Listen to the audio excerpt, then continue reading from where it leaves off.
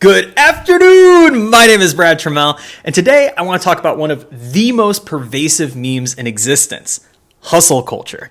Whether you've seen a post of Thanos offering dropshipping tips or a video by Gary Vee asking you to imagine your family being murdered, then you know hustle culture has many different faces, but one ultimate purpose, which is to get you to proudly embrace your own exploitation. Like all great memes, hustle culture has evolved over time, starting as a fairly benign source of morning positivity, then morphing into the self-serious inspo for hustlepreneurs, and finally arriving at what it's become today, which is a recruitment tactic for an array of Web3 scams marketed as communities. So join me as we take a look at what hustle culture is and how it's been able to infect the minds of so many. If you're up this early in the morning, it can only mean one thing. This is the Hustle Report. Today's digital hustle culture is just the latest in a tradition of bootstrap mythologies designed to get Americans to take personal responsibility for not being born wealthy. When confronted with the cruelty and excess all around us, it's natural to wonder, what did some people do to receive so little and others do to receive so much? This is where bootstrap mythologies instruct us that poor people are simply being punished for being bad, and wealthy people are being rewarded for being good. That the economic outcome of every individual is a result of their personal morality and inventive genius, rather than the hand that was dealt to them at birth.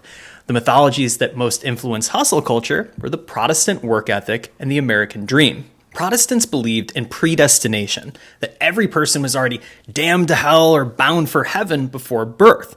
This made them very uneasy about whether or not they had a seat in heaven and kept them on the lookout for signs God favored them.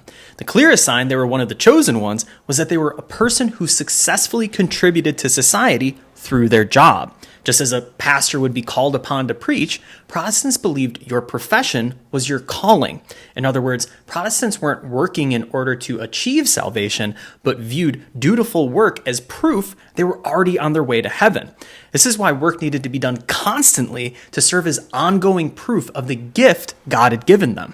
The American dream was a secular continuation of the Protestant work ethic, offering the chance for salvation not across spiritual lines, but through upward class mobility.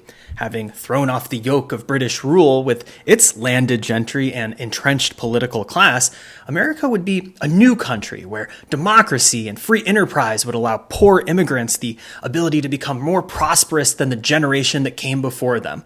Well, kinda. As time went on, American labor became less defined by the mastery of a craft than the ability to socially manage a series of workplace relations. HR departments and self-help gurus started preaching their own secular prosperity gospel in an effort to get office workers to optimize their personality, work habits, and life purpose to better align with the priorities of their employers. The aim of all these efforts was to eliminate the resentment and alienation people understandably felt towards jobs they were forced to work. This was effectively a form of trained sociopathy, where all human interactions were to be seen as a zero-sum competition for economic domination over your coworkers. What distinguishes hustle culture from the bootstrap mythologies that came before it is the way this pressure to embrace rugged individualism has now become digitally horizontal. The command to work harder and sleep less is now something people use social media to tell one another, rather than hearing it top down from their pastor or their boss. What is ingenious about hustle culture is its adaptability, the way it's able to alter its visual presentation and messaging to keep changing with the times. This is important because in just a little over a decade, we've gone through 3 distinct shifts in how we think and talk about making a living on social media. The first era of hustle culture's messaging was almost identical to the traditional American dream. From the late aughts to the early 2010s, hustle culture presented the idea that steady employment leads to upward mobility. This was a time when all you needed to do was wake up early, put in your 9 to 5, and you'd eventually be rewarded for your consistency. In some cases, early hustle culture described this type of employment as being mind-numbingly dull, admitting that the work itself might not be so romantic, but at least it offered a reliable income. I call this first stage of hustle culture the good morning era because so many memes from this time featured the words good morning and were posted as early in the day as possible. Good morning posts were meant to be seen by other people checking their social media before they went off to work. Part of this was intended to guilt trip those lazy bums who weren't awake yet or didn't have a job, but the general tone of these images was more upbeat than it was scolding. These were cheerful offerings of sunrise camaraderie. Even if you didn't work for the same company, you still shared a basic rhythm of life with the poster. People used the comment sections of these posts to give each other some quick encouragement before they all separately clocked in. Ultimately, whether these images were posted by actual old people or not, they were boomer memes in spirit. Good morning posts were friendly, if naive attempts at engagement farming, a way for people who were unfamiliar with the generally snarky tone of social media to earnestly share something friendly together. Even for those boomers who weren't headed to work after good morning posting, the subtext was the poster was retired but continued to wake up early out of the sheer force of habit from clocking in at the same time for decades in a row, that the morning schedule of work life had been ingrained in them even after their days working were over. As the bridge between secular prosperity gospel and the social media era, Good morning posts were full of references to the decades of office motivational posters and inter-office chain email graphics that came before them. Every day is a new day, but Mondays are hated, Wednesdays are humps to get over, and God is thanked for Fridays. Coffee is beloved, prayers are given, blessings are counted, and PG-13 naughtiness is always encouraged as an early morning thrill to titillate the senses before that first cup of coffee finally kicks in. By the way, did I mention I'm a freaking coffee addict? One thing you'll notice about the good morning era is that no specific job is ever mentioned and no overarching attitude towards capitalism is articulated beyond describing employment as a means to an end. Maybe the reason people didn't talk much about their actual jobs in these memes was because they didn't see their job as an extension of their identity. You wake up, go to work, and get paid so you can have some time for yourself later. Work was to be endured now so life can be enjoyed later. It's a straightforward thing. There was no meta-textual intent behind good morning posts. They really just wanted you to type good morning back. With their plain-stated earnesty, you can see how susceptible the boomer hive mind was to the Facebook conspiracy theories which would consume them later in the decade. For Good Morning posters, digital images were to be believed just as the upward mobility promised by having a job was to be taken at face value. The Good Morning era of hustle culture has a similarly direct use of the word hustle itself as something synonymous with the labor, toil, or sweat you commit. Hustle was a noun. It was the work you put in at your day job. Simple as. But by the mid-2010s, the use of the word hustle started to be used to reflect a new reality. The second era of hustlers came to recognize that having just a single job was no longer enough to avoid falling behind, let alone get ahead. It was at this point, alongside the emergence of the gig economy, that hustling took on a new meaning. Hustling no longer referred to the labor you committed to a single job, but to the process of infinitely hustling between different part-time gigs. As the nature of employment changed, hustling became a verb, an active movement from one gig to the next. This updated version of hustling meant you were always supposed to make yourself available to drive someone to the airport, make a food delivery, design a flyer, write some copy, rent out your bedroom or clean someone else's bedroom, walk a dog, do an unpaid internship, pinch off a listicle, post some hole, whichever gig it might be. Where before hustling referred to something finite, which could be quantified by the time you woke up to the time you clocked out, the second stage of hustling became infinite, meaning there was no longer a distinction between work and life because the gig economy required you to always be on call. This was the point when we realized the hustle never sleeps. The no-sleep era of hustle culture was born from our post-recession platform economy, where every person was encouraged to lean in and view themselves as self-employed managers rather than the precarious workers they actually were. This was a cunning sleight of hand by the Silicon Valley companies responsible for this shift. Every person in their new gig economy was effectively demoted to being a part-time contract worker, while being conceptually promoted to being a girl boss or alpha hustlepreneur.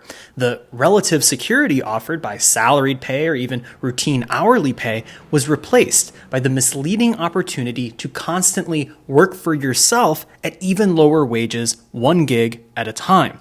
As a demotion disguised as a promotion, hustle culture was integral to this era's triumph of deceptive marketing. It wasn't long before city landscapes all across America were changing to accommodate this new era of hustle.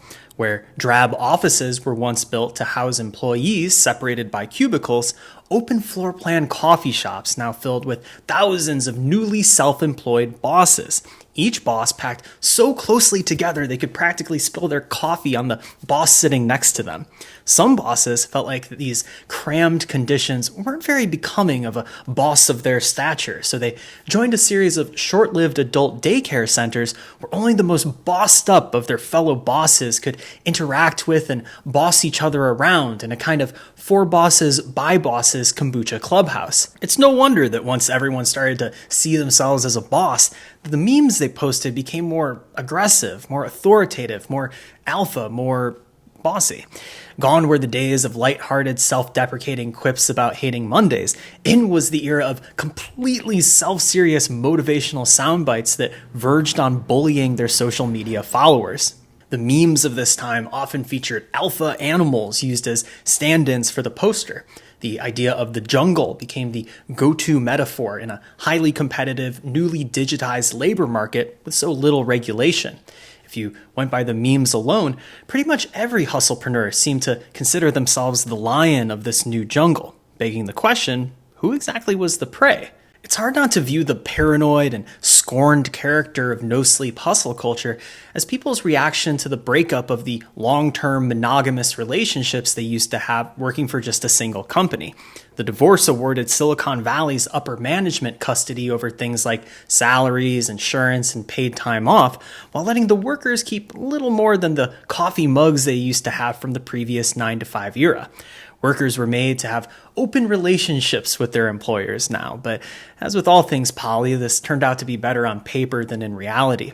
And if you didn't like watching your part-time employer flirt with so many other eager workers, then you could always just learn to code. In its post-divorce depression, sometimes hustle posting seemed to hate the world as much as it loved to work.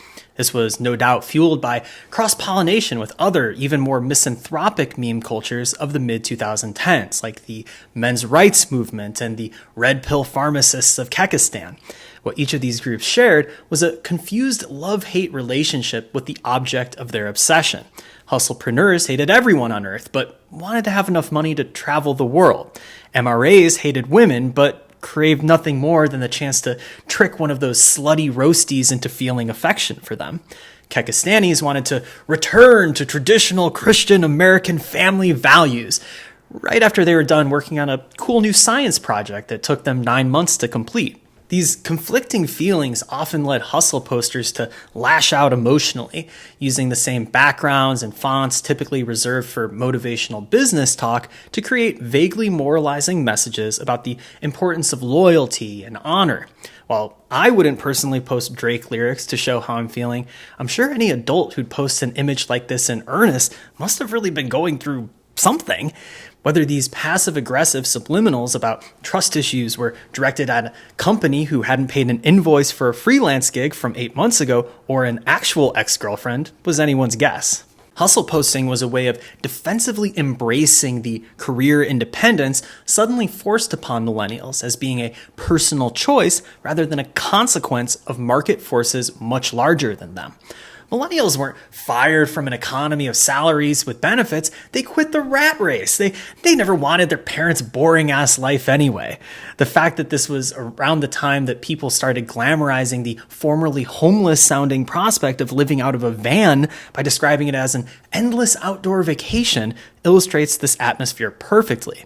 This was a generation coping with the dark realization that their lives would be less secure and prosperous than their parents'. One series of memes I think about as an equal but opposite to hustle posts are the Old Economy Steve macros shared in the mid-2010s. Old Economy Steve featured a portrait of a boomer in his youth, with text that reminded viewers how much more forgiving the economy was to normal people back then, to demonstrate how much more brutally competitive the economy had become. Both memes are a direct response to their surroundings, but one acknowledges people's living standard as a product of conditions beyond their control, while the other holds tight to the idea that rugged individuals create their own economic destiny. The ease by which you could fall down a rabbit hole of hustle posting accounts and YouTube videos provided a kind of ready-made digital personality for people who knew they needed to have a social media presence in this new platform era of the 2010s, but were unsure about how exactly to go about using it. Accounts that once featured sporadic images of food and friends would abruptly become hustle posters overnight, offering a steady diet of 3 memes a day about how to fix your mindset for ultimate productivity. I remember there was a strange dissonance in who was most susceptible to this type of abrupt social media switch. The people I knew who were doing well professionally would post photos of the dinners and vacation lifestyle their success afforded them, whereas the people I knew who were struggling hustle posted about their millionaire mindset. It created the impression that everyone was somehow doing really well, even if you knew that wasn't the case. I think the most unnerving part about seeing a hustle post commanding you to sleep for only 4 hours a night is that it can make you feel inadequate for not having the same desire to work as the person posting it. I mean, if this person loves hustling so much, then how come I'm not motivated to grind at all the gigs I have? What's wrong with me? It's worth remembering that hustle posting was born from the same mid-2010s algorithmic social media environment that was purposely designed to make us feel depressed, anxious, and envious of everyone we know, so that those same social media platforms could then offer us inspirational content as a cure to the problem they so intentionally created. Hustle posting perfectly mirrors the algorithmic anxiety of social media and the way it's designed to make you feel like shit so you continue looking at more of it. Maybe the reason people who were precariously self-employed were so prone to hustle posting was because they were trying to motivate the most important employee they had, which was themselves. The more precarious these bosses were, the greater the need was to discipline and inspire the one employee under their supervision. So while it was natural to see someone hustle posting on your feed and think, oh geez, they're probably subtweeting my lazy ass, the reality was that these hustle posters were primarily talking to themselves. You just happen to witness them thinking out loud. This constant infusion of self-talking inspirational content would prove to be necessary, given the fact that the type of endless work being idealized during this time was ultimately impossible to ever live up to. No one could go completely sleepless. No one could grind from one gig to gig constantly. No one could become a ghost and abandon a social life altogether. The need to transform into a non-stop gig machine led these hustlers to embrace newly mythologized heroes to guide them through their sleepless days and nights. Unattainable goals required the creation of equally imaginary idols. Some of these hustle heroes were technically real people, but were accompanied by fake quotes that conveniently aligned with the general messaging hustle posts were known for. Well, at least that's what I think. There's really no way of proving if Warren Buffett did or did not say, "I don't tolerate liars. I may be a nice person, but I'm not a simp." On the other hand, some of these imaginary heroes were entirely imaginary. Just because these hustlers weren't sleeping didn't mean they couldn't dream about taking financial advice from Mr. Bean or asking Tony Soprano what he thinks their circle should be discussing in their 20s. Does Thanos believe taking a day off is a good idea? What are Walter White's thoughts about porn consumption's effect on productivity? Would having a relationship affect Patrick Bateman's career aspirations? And what does the Joker have to teach us about building your own real estate empire? One interesting thing about these kinds of fictional hustle memes is the fact that so many of them were made in places like India, where digital content producers are paid pennies on the dollar to make the type of free market cheerleading images American hustlepreneurs demand. The effect is a twice translated interpretation of intellectual property and mythology born domestically, then outsourced abroad to be visually manufactured, and then imported back to us as inspirational content to overcome the challenges of an economy ravaged by outsourcing. These two categories of real and fictional hustle heroes finally merged with the arrival of Gary Vee, a living, breathing human cartoon. Vee quickly became the patron saint of hustle culture in the 2010s through his viral YouTube videos explaining how to flip garage sale toys on eBay. This life hack is exemplary of Vee himself, whose wealth was accumulated by inserting himself between restaurants and customers looking to make a reservation. While hustle culture conceptually celebrates paradigm-shifting inventors, its practical emphasis tends to be on unglamorous middleman strategies, hence why there are infinitely more hustle guides for how to dropship Alibaba products on Amazon than there are proposals for how to make salt water drinkable. Vee was the human embodiment of the hustle culture that spawned him, a ridiculous yet completely self-serious cheerleader for millennials' fading dream of upward mobility. His videos featured such a frenetic energy, you might just come away believing sleep was optional after watching him. Vee quickly grew famous for his one-liners, such as, "Who do you love the most in the world?" My family. Good. Literally once a day, genuinely sit there for 5 minutes and make pretend one of them got shot in the face. These truth bombs worked well on social media because they were shocking enough to go viral and expand his reach, while being so self-evidently stupid that they insulated him from any serious criticism. Vee's greatest invention was the social media archetype of the celebrity hustler, showing it was somehow possible to get rich simply by telling other people to stop being lazy and get rich. Though Vee wasn't the first financial motivational speaker, it was his version of tough love hustle posting that was adopted by other celebrities online, rapidly accelerating his message's spread. For celebrities, hustle posting provided a merit-driven origin story for their success. For the average onlooker, seeing celebrities hustle post was verified proof of the hustle gospel as being true. Soon, the performance of work-related exhaustion on social media became the norm. The way these hustlers consistently provided evidence of their hard work conveniently aligned with social media companies' own objective to have their users never stop posting.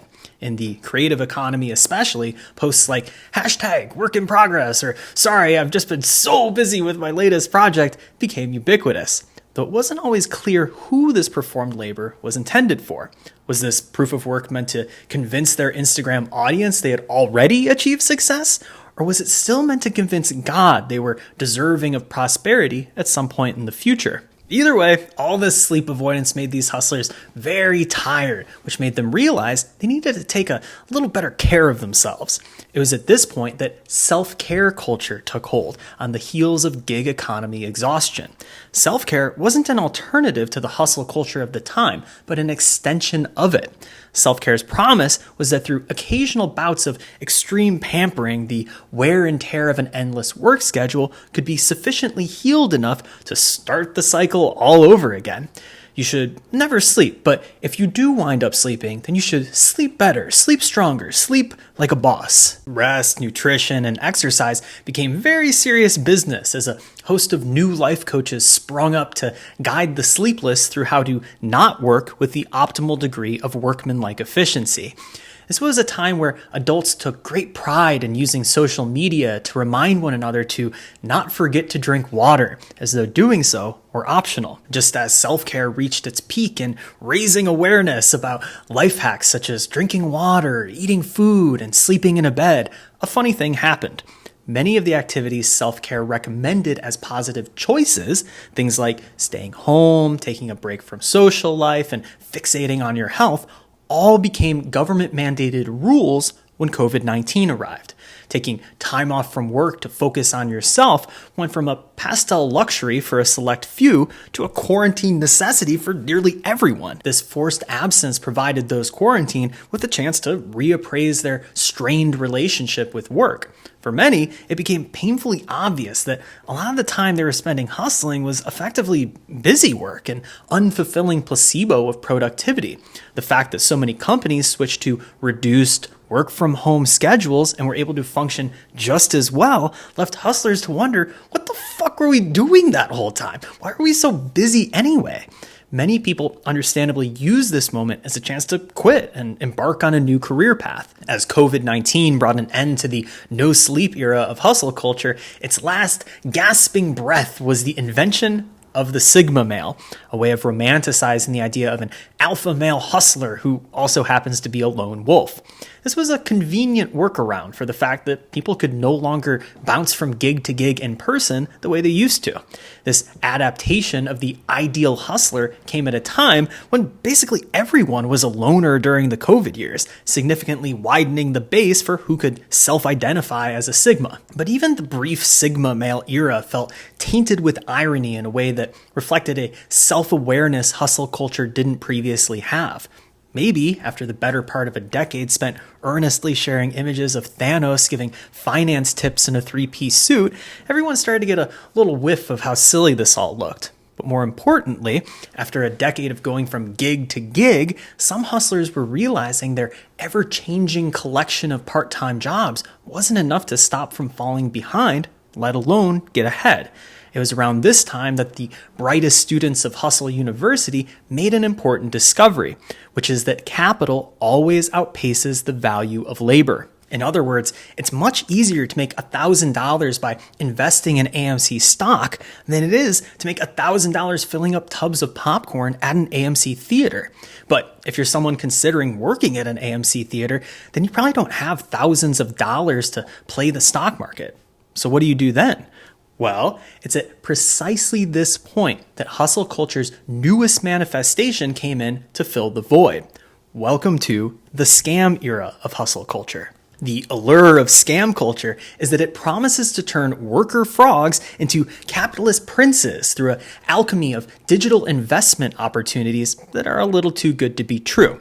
Of course, the problem with bootstrapping the working class into becoming a bunch of capitalists is that they lack the defining characteristic of the capitalist class, which is the ownership of capital. Without owning land, homes, patents, businesses, or having vast reserves of cash, scam culture works by having people recruit their social network into a series of pump and dump investments, playing a game of libertarian musical chairs where they hopefully cash out just in time before the line goes down. Whether it's through cryptocurrency, NFTs, DAOs, SPACs, altcoins, meme stocks, whatever, the purpose here isn't just for scammers to buy low and sell high on their own, but to force multiply the effect of their investment by getting everyone around them to become vendor evangelists for the digital investment too. The work of the scam era isn't a 9-to-5 or collection of part-time gigs, but the social media labor of digitally recruiting, of promoting investments, and of spreading propaganda meant to normalize scams as being innovative, safe, and useful. The third stage of hustle culture shows yet another change in the use of the word, where hustle has now transformed from a verb back into a noun by saying, I'm working a hustle, which is to say, I have a con, a scam, a racket, a hustle. I'm helping orchestrate a confidence game. The scammer may lack the capital to make the same returns on investment as a capitalist, but by bringing in other people's money, they can reap the rewards of being an early investor instead of being the largest investor. Scam culture is a race against time.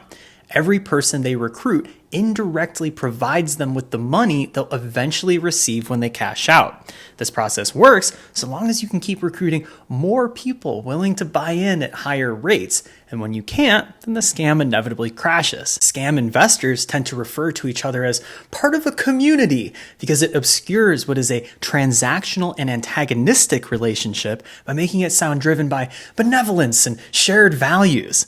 The reality is that in the race to expand the investment pool of these communities, the largest and final group of people who join will always be the ones left holding the bag.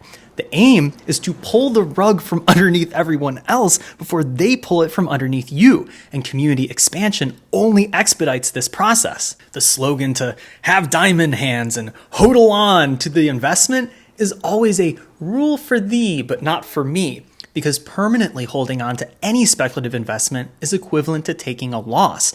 And I don't think anyone's planning on giving their grandchildren their collection of apes as a family heirloom. The other reason the word community is misleading is because it implies a horizontal relationship between investors, when these groups are actually structured more like the developers and social media celebrities at the very top of these pyramids. This is a matter of using the name recognition and reach they have to encourage their followers to invest. We can think of this as the financialization of clout. So while digital celebrities aren't paid directly per follower, it is true that the more followers you have, the more likely it is that a certain percentage of them will be willing to invest after being advertised to. The defining hustle of the scam era is the process of taking Web 2 audiences from Instagram, Twitter, Facebook, or TikTok and onboarding them into the Web 3 community of endless crypto riches that await. In fact, the utopian promise of scams like decentralized autonomous organizations, or DAOs, is to fully financialize clout by formalizing all social relationships as token-gated transactions, where your ability to interact with your friends, even in physical space, is dependent on your digital investment in a members-only club. This obviously dystopian understanding of what it means to have a social life inevitably results in viewing friendships as little more than invoices with a heartbeat. For a Web3 culture so vocally opposed to the middlemen and gatekeeping of the Web2 attention economy, it is ironic that their solution is to create a series of private clubs funded by billionaires, which cost thousands of dollars to join. If, upon hearing this, you're wondering, why would anyone want to go through the trouble of obtaining a digital wallet to exchange US dollars for cryptocurrency, to obtain a second wallet to purchase a token, which allows them to do something so simple as drink a yerba mate with their friends? Well, that's a good question. DAOs are yet another crypto solution to a problem that doesn't exist, pretending that social clubs and straw polls were impossible before this innovative technology. As with all things Web3, the primary purpose is to get you to invest in the speculative cryptocurrency it runs on as the access point to yet another speculative investment. Whether it's a DAO or any other scam, those with the greatest amount of clout are able to most effectively reap the rewards of their audience's trust in the same way that the biggest fish make the largest waves without even trying. A single link might be enough to tip the scales in their favor so they can pull the rug and exit the investment. Because of this, many celebrities maintain a fairly aloof relationship with the scams they co-sign and quickly delete mentions of them for fear that they'll negatively impact their other primary sources of income. This is why the scammers who have to recruit the most aggressively are those who possess the least amount of clout, the lobies of social media who serve as the recruitment foot soldiers to vouch for the scam's utility and promise their friends a world of riches that await. Of the three stages of hustle culture, the scam era is the most reliant on social media because both the process of recruitment and the investments offered are entirely digital. So let's take a look at how the hustle of digital recruitment works. That way you can avoid these communities if you want, or start one of your own if you're so inclined. When it comes to recruitment, one of the most interesting paradoxes about scam culture is that it's so reliant on digital images while exclusively producing images that look like absolute dog shit. This is due to the fact that the digital products in a scam economy are on some level arbitrary. The creation of investor confidence far outweighs any aesthetic criteria for what they're actually investing in, which, as we've seen, can be pretty much anything. This is why you'll never find a person earnestly arguing that an ape smoking weed is a conceptual or formal step forward in the lineage of art history. For these investors, scam images are figurative and literal tokens, mere glow-in-the-dark hand stamps given to investors on their way to joining the much-hyped community that awaits them. But these images are also arbitrary in the way their creation and method of sale necessitates it. The production guidelines for a scam image are that they have to be mass produced in an automated batch of 1,000 to 10,000 images at a time, using a set of interchangeable variables to provide unique pairings. These images must look ornamentally different, but not so different that they imply any more effort or value has been placed in any one image over another, because they all have to be sold for the same floor price.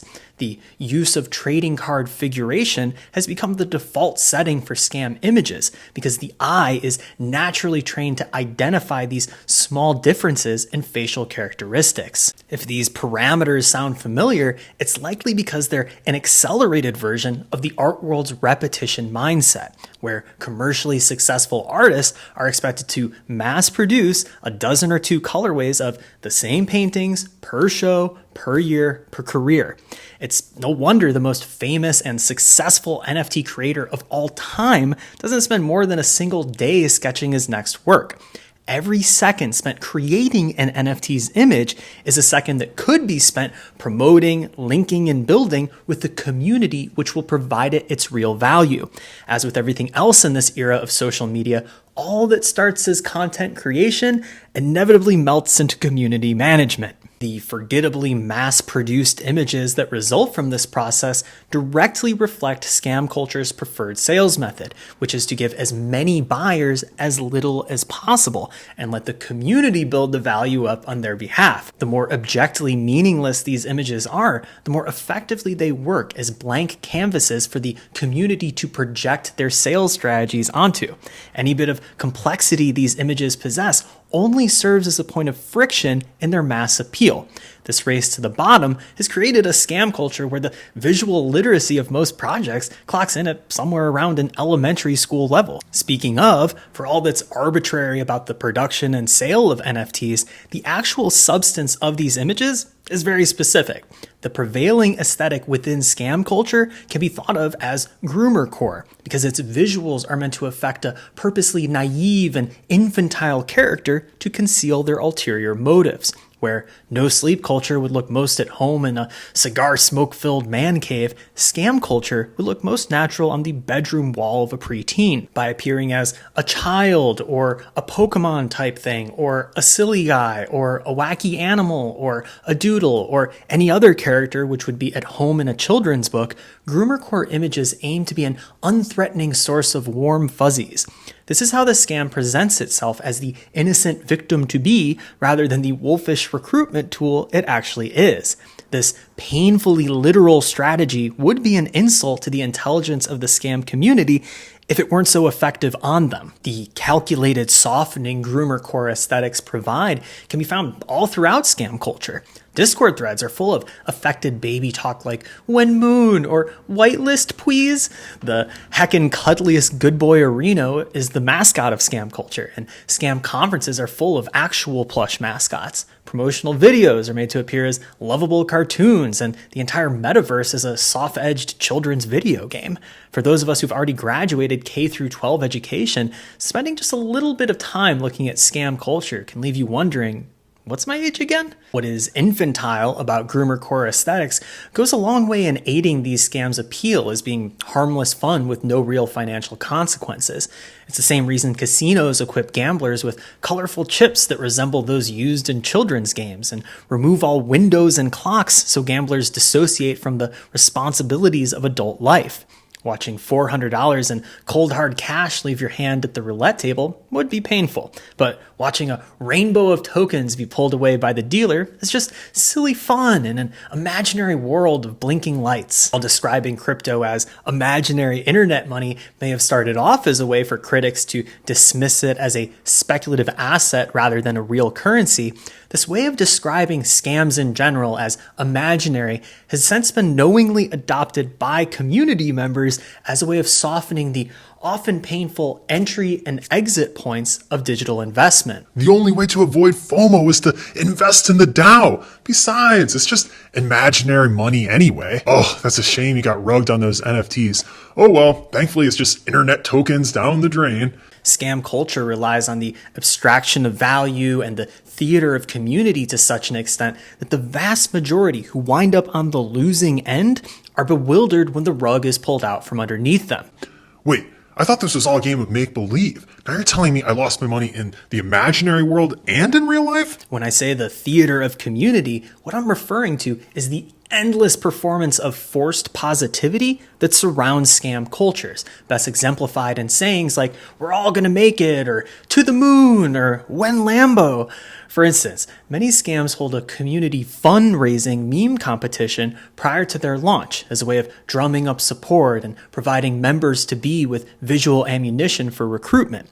If these memes you're looking at come off as awkward and forced, it's most likely because they are. Forced memes using cliche appeals to epic success wins are really the only thing you can create when promoting investments in communities that don't yet exist, built around images that are utterly meaningless. Scam culture has been around long enough now that it's since created even more sophisticated forms of kayfabe in its community theaters.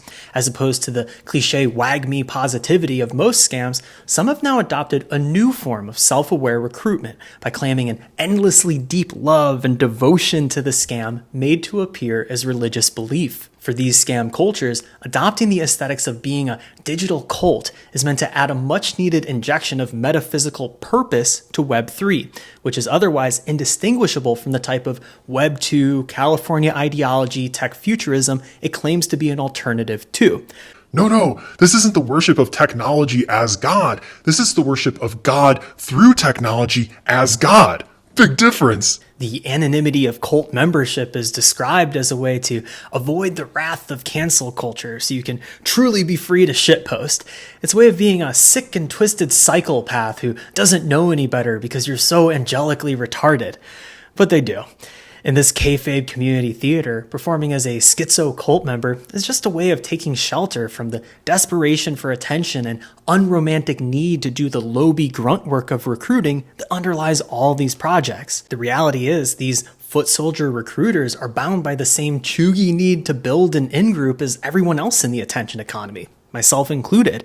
Much like the previous era of hustle, scam culture provides its own set of ready-made personalities, to random schizo angel of doom being one of the latest, but certainly not the last. With that said, I can understand the appeal of going minion mode and submitting to a scam community because it really streamlines the often aimless and embarrassing process of interacting on social media. Here is your purpose, recruit. Here are your friends, the community. Here is what you post, thematically forced memes. And the beauty is, if you hodl on and remain in character long enough, this kayfabe acting job might just turn out to be a paying gig. It's an offer that becomes all the more alluring given the way recent liberal efforts to embrace hyphenated individualism on social media have become such a caricature of conformity. Oh wow, your pronouns in bio are tree self? So unique. Hello Kitty says all cops are what? That's wild. You're telling me I can find anti-whiteness resources through this link tree all in one place? Thank you. There's no better example of casting your identity as a supporting actor in the scam than those who change their profile pictures to the NFTs they've purchased. On some level, I can appreciate the idea of taking social media less seriously, where instead of feeling the need to consistently portray some authentic version of your true self, that art could be used as a way to inhabit a fictional experimental character. But I know that's not what this is. NFT PFPs are simply a way of maintaining constant indirect promotion, of doing recruitment work even when you're not actively talking about the scam because your PFP is always visible wherever you're active. It's important to note that much of the recruitment effort for these scams is unwittingly carried out by blue-check journalists whose brains were irreparably damaged by the presidency of Donald Trump. These are people whose sole criteria for critical analysis, whether it's of a political candidate or a TV show or even a digital investment opportunity, is whether or not that thing projects an image of representative diversity they can pat themselves on the back for recognizing as being present or scold for being absent. To read these Mad Lib headlines is to be told the sole reason scams are bad is because they're run by a bunch of cis heteropatriarchal white mayo monkey bros, and that these scams would be greatly improved by including more diverse bodies of gender, of color, of size in our democracy. This use of diversity, equity, and inclusion is effective because it anchors every conversation about scams as a question of how can we get more identities to be doing this, instead of asking, should we be doing this in the first place? This anchor eliminates any opportunity to critically examine how these scams operate, who they serve to benefit, and who typically gets fucked over by them. That's why this type of DEI criticism isn't really criticism at all, but an argument for the expansion of the status quo. Conveniently, these DEI think pieces just so happen to align with the recruitment mission the rest of scam culture is built on. Of course, more people of more identities need to be buying in. It's the only way the line will go up. Once the base of the pyramid contracts, the whole thing falls apart. So if white guys have been tapped out, then it's imperative for every other identity group to step up and do their part to shore up the investments of the people who got there first. The fact that in practice, these calls for diversity are effectively bailout packages for the Mayo monkey bros they demonize is quite an irony. But never mind that. Lean in, hope, yes we can. Pokemon Go to the ETH wallets. This bait and switch where good old market outreach is coded as empowerment through the feel-good language of representation is the basis of practically all advertising campaigns now. The use of DEI by scams isn't much different from a pandering commercial for a land acknowledgement shampoo or an inclusively centered car or a queered mouthwash. What's different is that if you buy those products, then at least you can still wash your hair, drive around, or rinse your mouth. But as speculative investments, which require the purchase of speculative cryptocurrency, scams offer nothing but volatility rather than utility. In looking at these hundreds of suspiciously identical articles, it makes me wonder if any of these journalists will ever face reputational consequences for encouraging the marginalized identities they've allied themselves with to participate in scams that wound up losing them most of their money, as retail investors in the past year have been wiped out for further marginalizing the marginalized. Or has this type of discourse become so cynical that no one gives a shit what winds up happening to those DEI recommendations, so long as they fulfill their base-widening financial purpose and virtue-signaling cultural purpose? I think we all know the answer. I want to end this report by encouraging a little sympathy for the hustle, and remembering that every hustler is already being hustled and every scammer is already being scammed, that the Chamber of Commerce was really the one wishing everyone a good morning, that Silicon Valley was the sleep paralysis demon of our gig economy, and that the new lords of cryptocurrency are the beneficiaries of all the scams which are run on the money that 0.01% of them own, an astonishing third of the total in circulation. Hustle isn't a moral failing, it's a symptom of precarity, a way of enduring a reality for which there's currently no alternative. To permanently judge the hustler for hustling is no different from the predestined spiritual judgment of Protestantism that started this whole mess. Even at their most obnoxiously self-serious or deceptively recruiting, the hustler was born into a world that required it of them. Hustle is a coping mechanism for existing in an economy where it can be difficult to find good paying work, let alone keep up with all the rapidly changing ways people make a living. The easiest way to find sympathy for hustlers is to remember that we're all hustlers, every last Lincoln bioing one of us. We're all forced to undergo the indignity of selling ourselves to make a living under the threat of homelessness and a social safety net that's been stripped for parts. That the choice between overworking yourself to the point of collapse or becoming a quirked up foot soldier for a pump and dump scheme isn't really much of a choice at all. Part of what's so obnoxious about hustle culture as a form of motivation, much like reminding people to drink water, is that everyone has to do it anyway, whether they like it or not. This isn't to fall into total moral relativism. There's definitely better ways to make a living than by hustling for Lockheed Martin. And I do think people who have disproportionate leverage to benefit from scams, like celebrities and journalists, should be held to a higher standard than the lobies who couldn't recruit a fraction of the people if they wanted to. Only those who are born wealthy enough to avoid the indignity of hustle are given a convenient way out of having to do it. For everyone else who has to constantly be selling something, I think the bare minimum to expect is that we're upfront about what's actually for sale and offer it to each other for a fair price. That's how I see the ethical difference between selling a $5 sandwich and selling $5,000 bottles of snake oil. The former offers an affordable product that promises nothing more than to be a good-tasting meal you can eat for lunch, whereas the latter is an overpriced investment that promises immortality or future riches that will never come. So yeah, everyone's got to eat, but that's not an invitation to sell each other elevator passes to heaven. Maybe the reason Americans are so willing to hustle themselves and those around them is because we fully internalized the logic of scams as being intrinsic to our national identity. The student loans we took out, only to have them double in size while making consistent monthly down payments, was a scam. The degree we got with those loans for a job that doesn't exist was a scam. The private health insurance we pay for that doesn't cover our medical bills if we do get in an accident was a scam. The moral imperative to never stop voting in elections that have been almost entirely predetermined through non-democratic means was a scam. The taxes we pay for roads and bridges, when the majority of that money goes to maintaining America's military as a global police force, was a scam. And on and on. Answer me. Who taught you how to do this stuff? You, all right? I learned it by watching you. Parents who use drugs have children who use drugs. If you read the Wikipedia page for any aspect of American life long enough, you'll eventually find a massive scam being perpetrated, a hustle enacted on its own people. What is the lesson to be learned from this, from knowing that ostensibly every form of institutional leadership is acting out of self-interest rather than a real desire to help the people it's supposed to serve?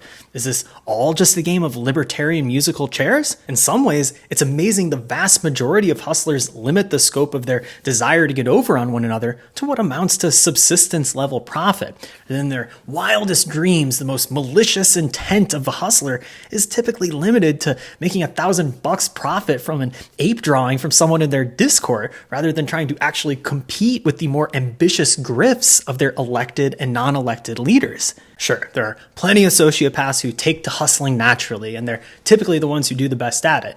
But the sheer volume of propaganda required of hustle culture and the endless ways its recruitment has been altered to better fit new audiences is proof in itself that most people are intrinsically averse to this way of thinking. It really doesn't come natural to us to view ourselves as waging a zero-sum war against everyone all the time, or to want to work 80 hours a week.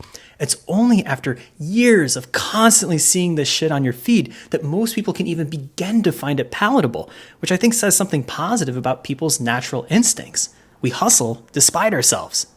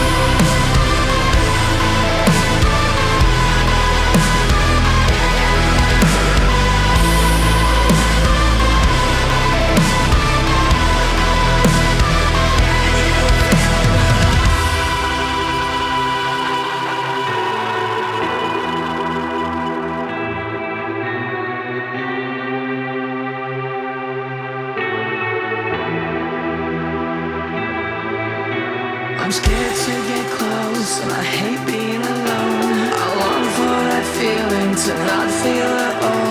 The higher I get, the lower I'll sink. I can't drown my demons, they know how to swim. I'm scared to get close, and I hate being alone. I long for that feeling to not feel at all. The higher I get, the lower I'll sink. I can't drown my demons, they know how to